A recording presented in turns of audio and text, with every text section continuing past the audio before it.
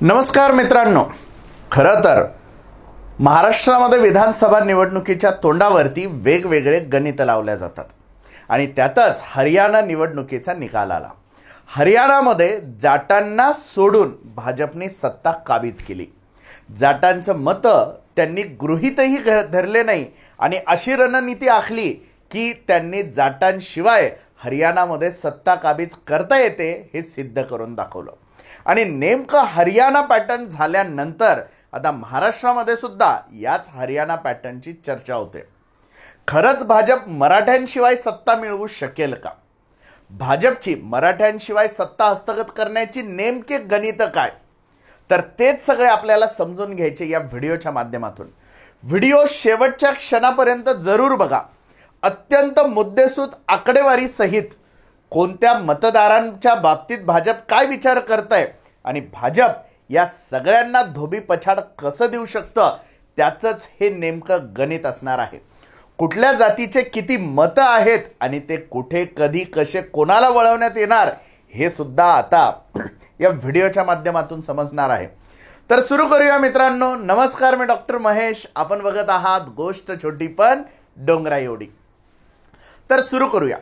सगळ्यात पहिले तर महाराष्ट्र विधानसभा निवडणूक 2024 या निवडणुकीला कोणकोणत्या किनार आहेत त्या समजून घ्या। एका बाजूला भाजप, शिवसेना शिंदे गट, राष्ट्रवादी अजित पवार गट यांची महायुती आहे, तर दुसऱ्या बाजूला उद्धव बाळासाहेब ठाकरे यांची शिवसेना, शरद पवारांची राष्ट्रवादी आणि काँग्रेस पक्षाची महाविकास आघाडी आहे। एकूणच महाराष्ट्रामध्ये सरळ सरळ लढत होईल ती या महायुती आणि महाविकास आघाडीमध्ये हे आता सगळ्यांना माहिती आहे। परंतु या दोघांमध्ये आता कोण निवडून येणार हे कोण ठरवेल? तर वेगवेगळ्या जातींचे फॅक्टर ठरवणार आणि त्यातील सगळ्यात महत्त्वाचा फॅक्टर ठरेल तो म्हणजे जरांगे फॅक्टर। लोकसभा निवडणूक 2024 मध्ये भाजप ओव्हर कॉन्फिडन्समध्ये गेलं आणि मराठ्यांनी त्यांना धक्का दिला आणि त्याचमुळे जरांगे फॅक्टरमुळे भाजपला अत्यंत महत्त्वाच्या सीट्स गमवाव्या लागल्या। भाजपच्या अत्यंत कमी सीट्स निवडून आल्या आणि त्यामुळे भाजपला मोठा फटका बसला। आता या लोकसभा निवडणुकीतून जर यांनी धडा घेतला असेल तर काय? खरं तर हरियाणामध्ये सुद्धा नेमकं हेच घडलं होतं। 36 पैकी 27 जागा गमावणारा भाजप विधानसभेमध्ये मुसंडी मारत सत्ता काबीज करतो। नेमकं महाराष्ट्रात सुद्धा हेच घडणार का? आता हाही प्रश्न विचारला जातोय। मग महाराष्ट्रामध्ये जर हे घडायचं असेल तर त्याच्यासाठी भाजपने नेमके कोणते गणित आखले हे सगळे आपल्याला व्यवस्थित समजून घ्यायचे। मुळात जरांगे फॅक्टरला टक्कर देण्यासाठी भाजपचा आहे ओबीसी फॅक्टर। मुळात संख्यानुसार समजून घ्या। वेगवेगळ्या वेबसाईट्सवरून वेगवेगळ्या बुक्समधून जी माहिती समोर येते ती अशी आहे की ओबीसींची महाराष्ट्रामधील लोकसंख्या ही 40% आहे। दुसऱ्या बाजूला मराठा समाजाची लोकसंख्या ही 32 ते 35% आहे। अर्थातच मराठा समाजाऐवजी ओबीसींना जवळ करणं हे जास्त सोपं आहे टक्केवारीच्या हिशोबाने। आता त्याही पुढे जाऊन जर आपण विचार केला तर ओबीसींना जवळ करण्यामध्ये प्रॉब्लेम काय येतो? तर तो प्रॉब्लेम असा आहे की ओबीसीमध्ये 300हून अधिक वेगवेगळ्या जाती समाविष्ट आहेत। म्हणजे खूप मोठ्या जातींचा संघ म्हणजे ओबीसी आणि एकटी जात म्हणजे मराठा। आता असं असताना भाजप नेमकं ओबीसींना जवळ करण्यासाठी काय करतंय? तर वेगवेगळ्या जातींसाठी वेगवेगळ्या योजना, जसं विश्वकर्मा योजना आपल्याकडे आलेली आहे। वेगवेगळ्या जातीतील लोकांना वेगवेगळे ट्रेनिंग, स्किल डेव्हलपमेंटच्या ट्रेनिंग दिल्या जात आहे। त्यातून जातीय समूह एकगठ्ठा करण्याचा प्रयत्न होतोय आणि दुसऱ्या बाजूला ओबीसीच आमचा DNA आहे असं सांगत ओबीसींचा खरा कळवळा असणारा पक्ष म्हणजे भाजप हे चित्र निर्माण करण्यात येते।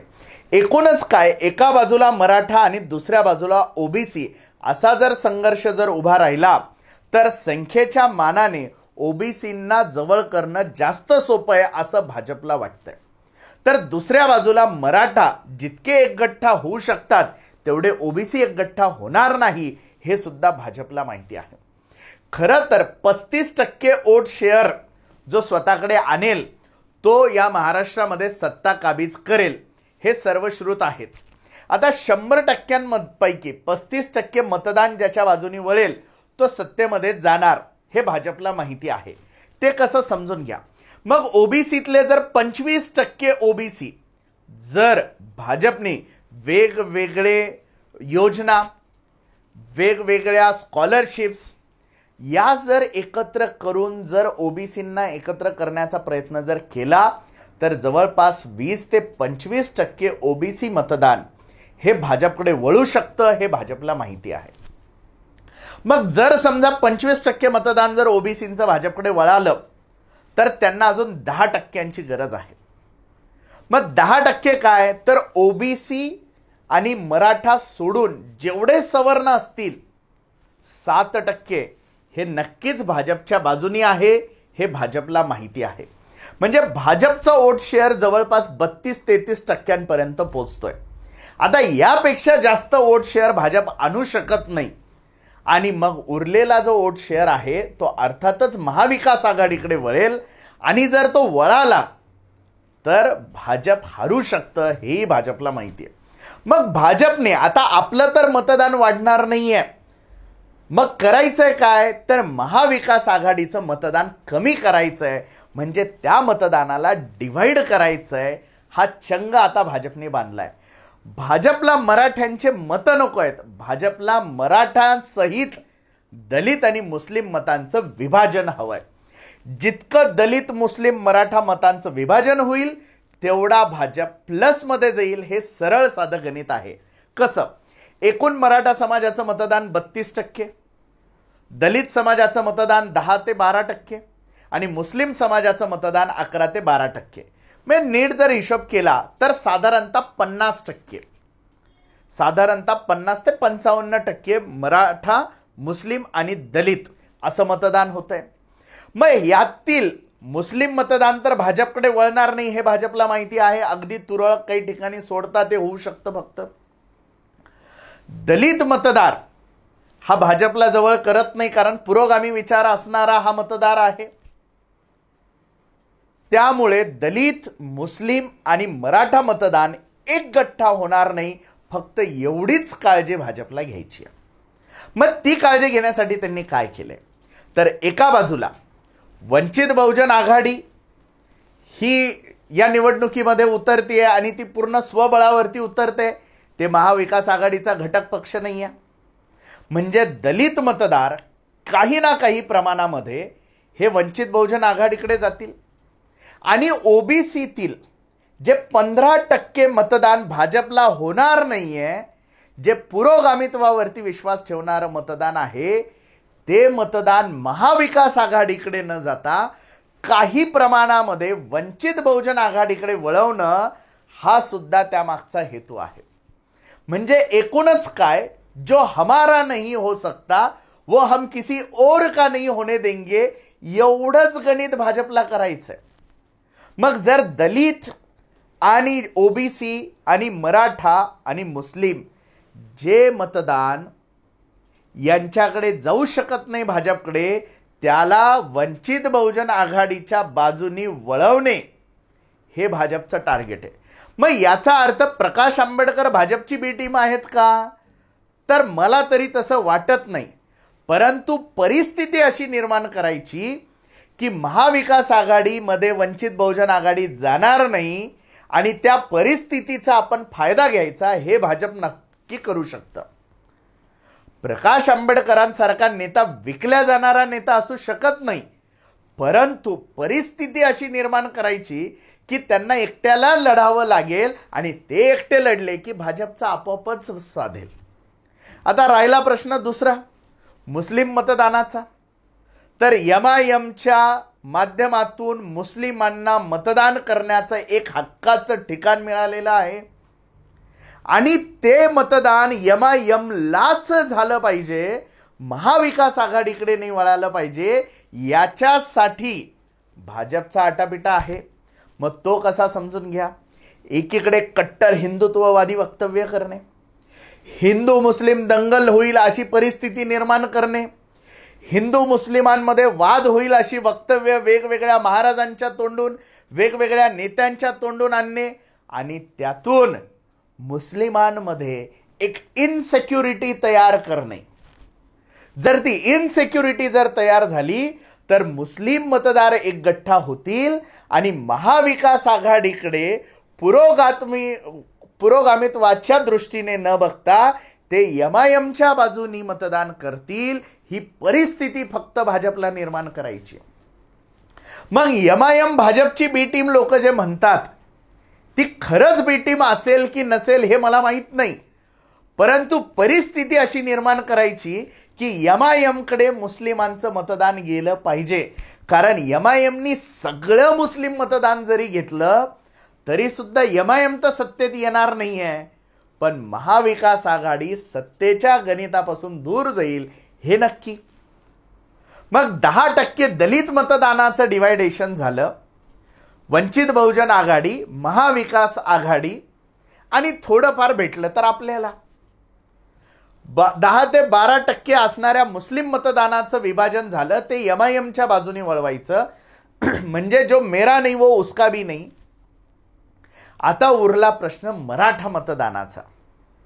आता मराठा समाज इतका मोठा असल्यामुळे प्रत्येक पक्षामध्ये मराठा आहेत आणि एकूणच वारंवार एकनाथ शिंदे कसे मराठा सरदार आहे हे दाखवण्याचा प्रयत्न करायचा.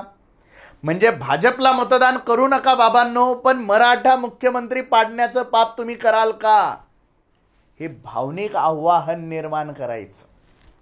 आणि यातून जे काही 2, 3, 4% मराठा डायव्हर्ट होतील तेवढं मतदान 32%तून मायनस करायचं. अजित पवार आम्ही मराठ्यांच्याच पोटी जन्माला आलेलो आहोत असं सांगणार आणि एकूणच काही मतदान पश्चिम महाराष्ट्रातलं मराठा मतदान हे राष्ट्रवादी काँग्रेस अजित पवार गटाकडे वळवायचं. आता एकूणच शिंदेंना किंवा अजित पवारांना होणारं मतदान हे महायुती म्हणजे भाजपलाच होणार आहे. म्हणजे 32% मराठा समाजातलं काहीतरी 5%, 6% नाईलाजाने आपला नेता आहे म्हणून, आपला नातेवाईक आहे म्हणून किंवा काही मराठ्यांना सोबत घेऊन ते मिळवायचं. आणि उरलेलं जे मतदान आहे त्याच्यामध्ये आता आलेली आहे तिसरी आघाडी. मराठा समाज, ओबीसी समाज, दलित समाज आणि मुस्लिम समाज यातील जे लोक या दोघांनाही वैतागलेले आहेत. महायुतीला वैतागलेला मतदार कोणाकडे जाणार होता? महाविकास आघाडीकडे. आम्ही दोघंही नालायक आहोत, तिसऱ्याला मतदान करा हा ऑप्शन क्रिएट झालेला आहे. आणि म्हणूनच तिसऱ्या आघाडीकडे आपलं मराठा मतदान हे वळवायचं आणि एकूणच महाविकास आघाडीचं मतदान कमी करायचं. आता याच्यामध्ये अजून एक गणित कोणतं ॲड होऊ शकतं तर जर जरांगे पाटील हे निवडणुकीला तयार झाले तर. जर जरांगे पाटील निवडणुकीला तयार झाले तर यांची मॅच सगळ्यात सोपी होणार आहे. ती कशी नीट समजून घ्या. दलित मतदान एका बाजूला चाललंय, मुस्लिम मतदान एका बाजूला चाललंय, महाविकास आघाडीला उरणार काय? आणि जर मराठा मतदान सुद्धा पोलराईज जर झालं तर फक्त मराठ्यांच्या जीवावरती पूर्ण मतदारसंघामध्ये निवडणूक जिंकता येत नाही. काही ना काही प्रमाणात इतरांची मदत लागेल आणि तसं करण्यामध्ये महाविकास आघाडी आणि जरांगे पाटील यांच्यात स्ट्रगल निर्माण होत आपला 32 ते 35% वोट शेअर राखत भाजप सत्तेवरती बसणार. एकूणच मित्रांनो, ह्या सगळ्या गणितांमुळे भाजप अत्यंत बिनधास्त आहे. आता ठरवायचंय ते मतदारांना की आपण खरंच या गणितांमध्ये वाहवत तर जात नाहीयेत ना. डायरेक्टली और इनडायरेक्टली महायुतीला शिव्या देत असताना आपण महायुतीलाच निवडून तर देणार नाहीयेत ना. हा विचार मतदारांनी करणं गरजेचं आहे. शेवटी महायुती असो की महाविकास आघाडी असो, दोघांकडूनही गोष्ट छोटी डोंगरा एवढ्याच अपेक्षा आहे की त्यांनी महाराष्ट्रातले प्रश्न सोडवावे, महाराष्ट्रातील कामं व्हावी, महाराष्ट्रातील तरुणांना रोजगार मिळावा, महाराष्ट्रातील तरुणांना चांगलं शिक्षण मिळावं आणि महाराष्ट्रात तील माती ही समृद्ध असावी, समृद्ध राहावी, इथला इतिहास जपला जावा, एवढीच अपेक्षा. जर हा व्हिडिओ मित्रांनो तुम्हाला पूर्ण माहितीपूर्ण, अभ्यासपूर्ण आणि विश्लेषणात्मक जर वाटला असेल तर लाईक आणि शेअर करायला विसरू नका. आणि अजूनही जर आपण आमचं हे चॅनल सबस्क्राईब केलं नसेल तर या चॅनलला नक्की सबस्क्राईब करा. निवडणुकीपर्यंतचे असेच इत्तंभूत अपडेट्स मिळवण्यासाठी धन्यवाद.